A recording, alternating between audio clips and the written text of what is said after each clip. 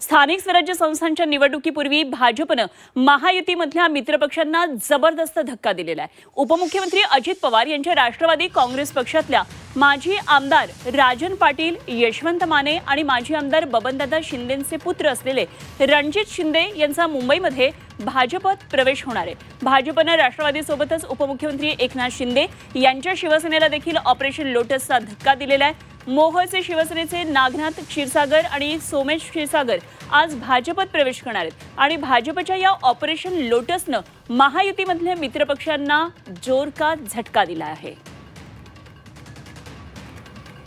तर काय नेमकं सोलापुरातलं हे सगळं राजकीय गणित आहे, या संदर्भात आणखी सविस्तर माहिती जाणून घेऊया। आमचे प्रतिनिधी अभिषेक आदेप्पा आपल्या बरोबर जोडले गेलेत। अभिषेक, सोलापूरमधलं आता राजकीय गणित समीकरण बदलतायत असं एकंदरीत चित्र दिसतंय। महत्त्वाचे नेते आज राष्ट्रवादी आणि शिवसेनेतून येतात भाजपमध्ये, काय नेमकं हे सगळं आता गणित असणार आहे?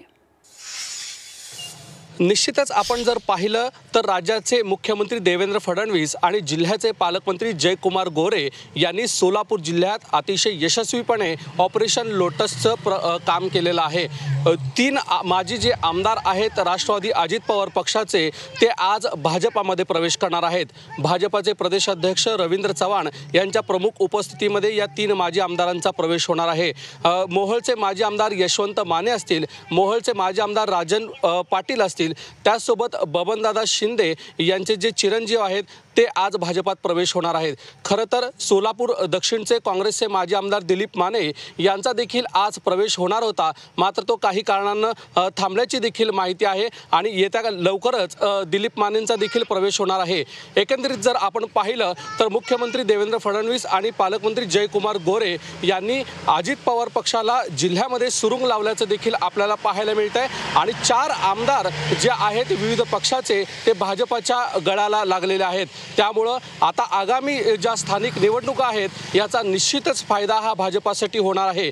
याचसोबत ऑपरेशन लोटस हे यापुढेही सुरू राहणार असं देखील सांगण्यात आलेलं आहे। त्यामुळं आता भाजपाने सुरू केलेल्या ऑपरेशन लोटसमुळं इतर पक्षांचे जे धाबे आहेत ते नक्कीच दणाणलेले आहेत। धन्यवाद अभिषेक, दिलेल्या सगळ्या सविस्तर माहितीसाठी। वेळोवेळी आपल्याकडून या संदर्भातली माहिती जाणून घेत राहू। अभिषेक आदेप्पा, सोलापुरातले प्रतिनिधी आपल्या बरोबर होते।